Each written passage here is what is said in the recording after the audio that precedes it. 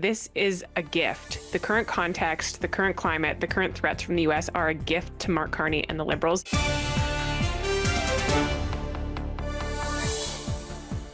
Okay, we've got NDP strategist Cheryl Oates, who ran communications for Rachel Notley when she was Premier, Conservative strategist Evan Menzies, who used to run communications for the United Conservative Party, the party, not the government, and Jesse Chahal, a Liberal strategist who was the senior advisor in Western Canada to former Prime Minister Justin Trudeau during his first term. And this is his first appearance on the panel, so welcome. And I'm going to start with you.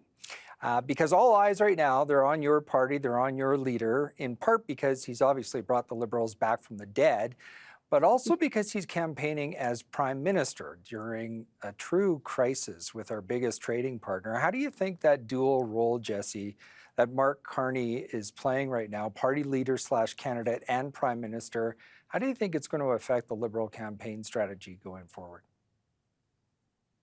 I think it's playing to his benefit. I think that given the short runway that he's had from when Prime Minister Trudeau resigned to Prime Minister Carney deciding to run, the short leadership, and then the 2 weeks post leadership that he had, this current arrangement allows him to illustrate his leadership skills. It allows him to be performing in the job in real time and allowing Canadians to see some of his strengths, which is to be able to deal with international leaders, lead in real time with respect to running a campaign and putting forward his thoughts and presenting a platform, which he'll shortly do. But I think that when we look at all of the different scenarios that could have taken place, this is one that's most advantageous to him and the Liberal Party.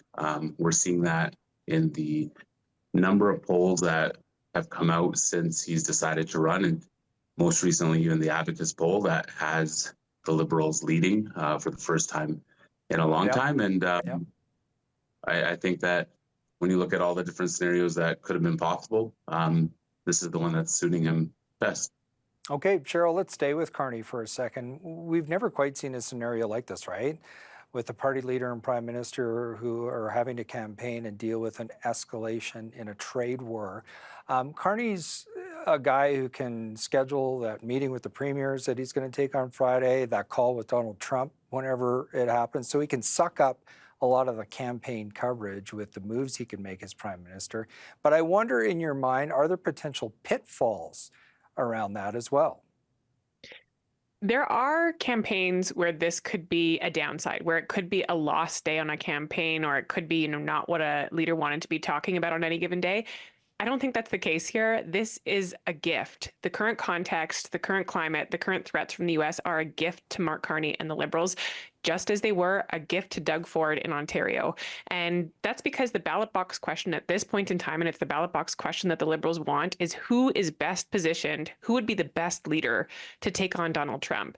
And not only does Mark Carney get to stand up as a candidate in this election and say what he's going to do, he actually gets to audition for the job and demonstrate to Canadians that he has what it takes to do it. And no other candidate is going to have that opportunity. So there could be downfalls in other economic contexts, but in this one, this is all everybody's talking about. This is all everybody's worried about. This is the number one issue, and Mark Carney gets to be the star in terms of Canadian coverage.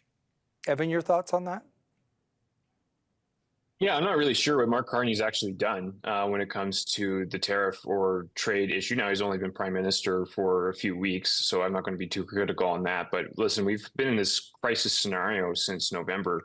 And due to the nature of Liberal internal politics, we've been in a state of stasis. Our parliament hasn't been opened, and now we're in an election that should have been called, frankly, months ago.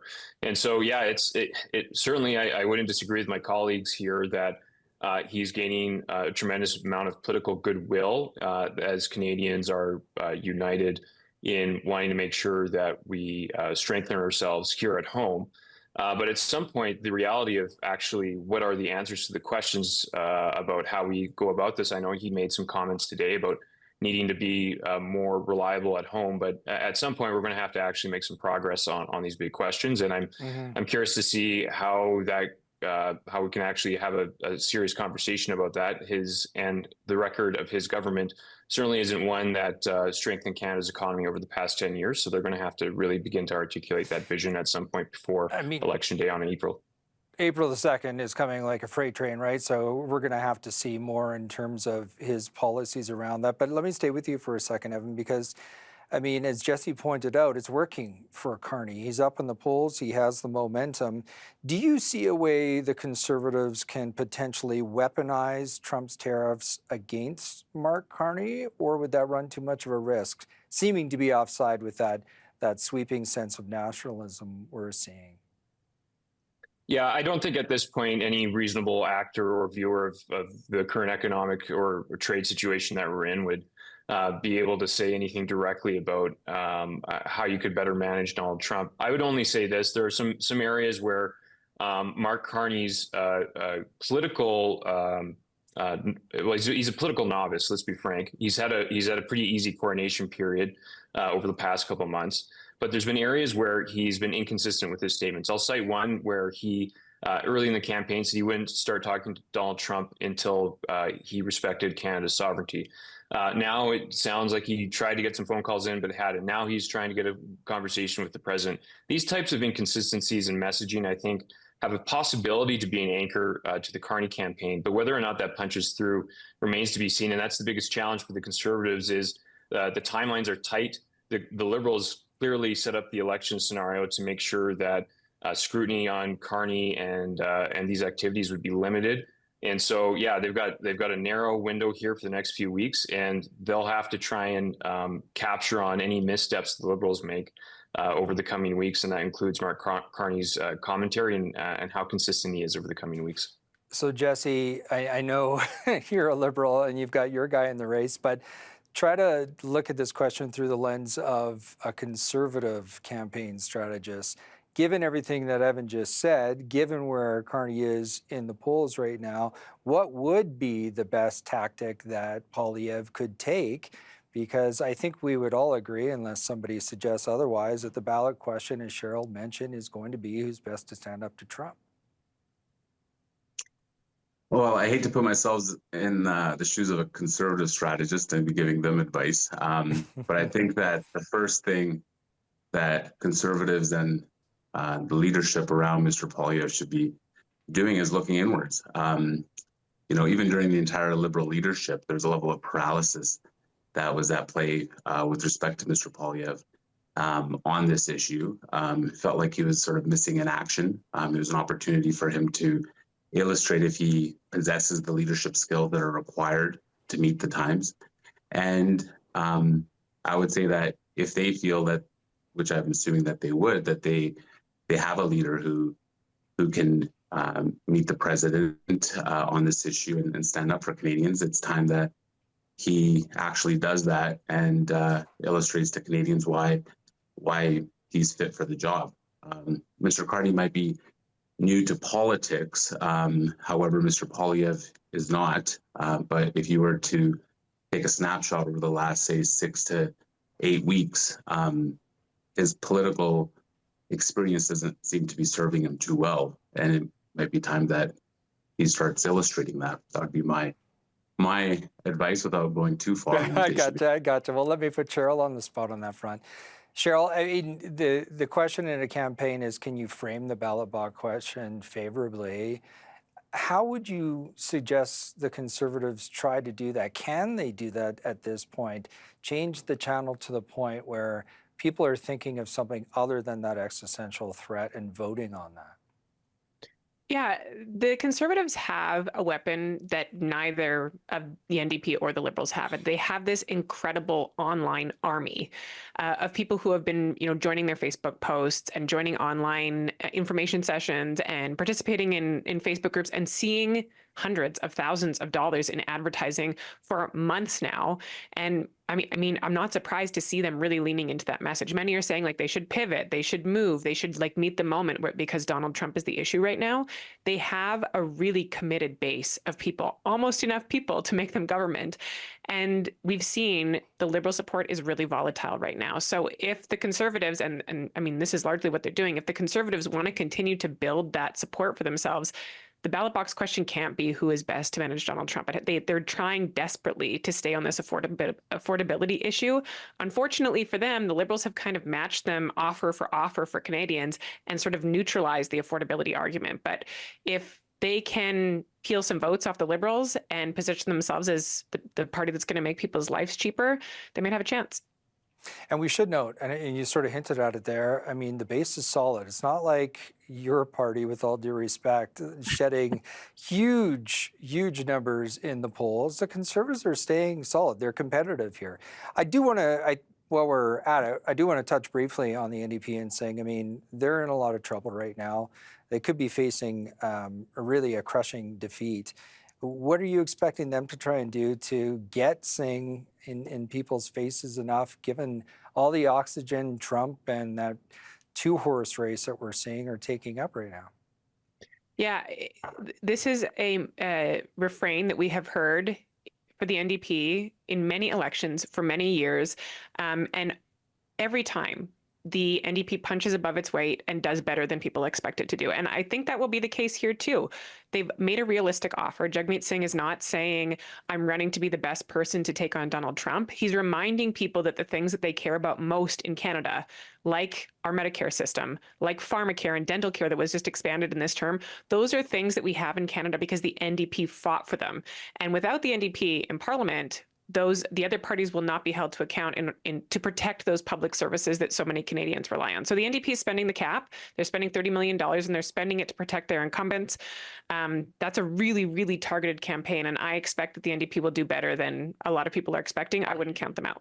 Okay, let's leave that there for now because I do want to touch on someone who might be getting even more attention, or at least as much as Singh in this election. Take a listen to this. They want this lady and Alberta to just sit down and shut up. Well, here is my response to that.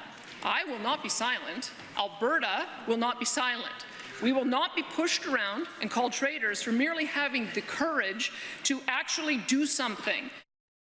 All right, for context, in case you've missed it, Alberta's premier responding there to criticism after she told the U.S. right-wing media outlet that Pierre Poilievre's perspective would be, quote, very much in sync, end quote, with the new U.S. administration, and she had told the administration to put the tariff war on pause during the Canadian election, pointing out that the Liberals were benefiting from this dispute. Evan, as we heard there, the Premier's not apologizing and is instead doubling down. Can you explain Smith's thinking on that?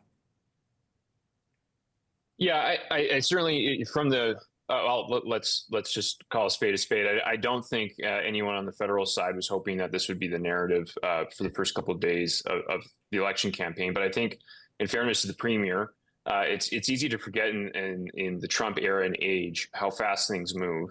The context just a few months ago was no one took this 51st state thing too seriously. Then all of a sudden we started talking about trade wars and tariffs, and it's continued to escalate since then. And so timing is relevant in this consideration. The second part is that I do think from the Premier's perspective, that because the Liberal Party and our national government has been so arrested with its own internal issues for so many weeks and months, that the premiers themselves had to be advocating for Canada's interests and their own local provincial interests. I certainly, again, I don't think the Premier would want to insinuate, or I don't think she would certainly be of the mind that that Donald Trump should be dictating policy based on electoral considerations. But she is of the mind that there should be limits to tariffs, or that there shouldn't be tariffs at all. And that when it comes to ways that the two countries can work together, that there should be shared interests, and we should be able to articulate those. So is it how the Premier wanted the first couple of days to go? Is it the way the federal Conservatives wanted the first couple of days of the campaign to go? No, but I think she's right to continue to articulate a vision about how she wants to advocate for the province and how the country should be advocating and defending itself in the coming weeks and months. Jesse, I'm sure the Liberals want her to keep talking, and she is participating in an event down in the States that could generate more headlines. How do you feel, like pivoting back to the federal election, how do you feel Poilievre has handled it so far, and how the Liberals have decided to frame it? Because they haven't gone all in on it, as some might suggest that you should. I think her actions are having an impact in the way that the Liberals wanted to, even though that they're not sort of doubling down on it themselves. I think the Premier's statements resonate with her base here in Alberta. However, if you speak with people across the country, it's not resonating well. I think that it's also causing her some damage here in the province as well, with Nahid Nenshi leading the NDP and the provincial NDP being all over this issue. But I think that the federal Liberals want her to continue to keep doing what she has been doing. I don't think that she is doing a good job of articulating what the intended message might be. Or the way it's being spun by her own party or the federal Conservatives. But this is on point, is on her existing reputation of how she operates and how she's going to sort of double down on these type of actions. And the Prime Minister and his team are going to sort of not get in her way, because it's illustrating how there's a level of paralysis within the Conservatives when it comes down to standing up to the Premier, as well as there's a message there that does not resonate well with the vast majority of Canadians. Cheryl, you get the final say on Danielle Smith's impact on the campaign so far. Well, you got to give her credit. Danielle Smith does whatever will help Danielle Smith on any given day, no matter who it's going to hurt. And in this case, it's absolutely hurting her federal counterparts. The first day when the Breitbart interview was released, where she clearly calls on the US to take an action that would help the Conservative government do better in this federal election, when that came out, that was a lost day on the campaign trail for Pierre Poilievre. Instead of talking about what he wanted to talk about, he was talking about Danielle Smith's comments. Then she went quiet. And then she did this very passionate statement in the House, which is, as you said, doubling down on this position, basically saying no one's going to tell me to sit down. I'm going to do what I'm going to do. And I'm sure there are a group of Albertans who just love this, who see her stand up in the House and say, that is the leader that I want. But she is, disrupting her federal counterparts' plans. And in the grand scheme of things, Alberta standing alone, as we all know, disrupts Team Canada. It takes away from Team Canada. It breaks down our united front. And it is not good for our positioning with the U.S. overall. So I don't know what she's going to get out of her trip to the United States, but probably a few likes on Facebook. Well, we'll see. I mean, there is the fact that energy is only looking at a 10% tariff so far, and I know a lot of people in Conservative circles are clinging to that, but never a dull moment in Alberta, that's for sure. And this panel was super lively and thoughtful, so I appreciate it. Jesse, Evan, Cheryl, this has been great. Thank you.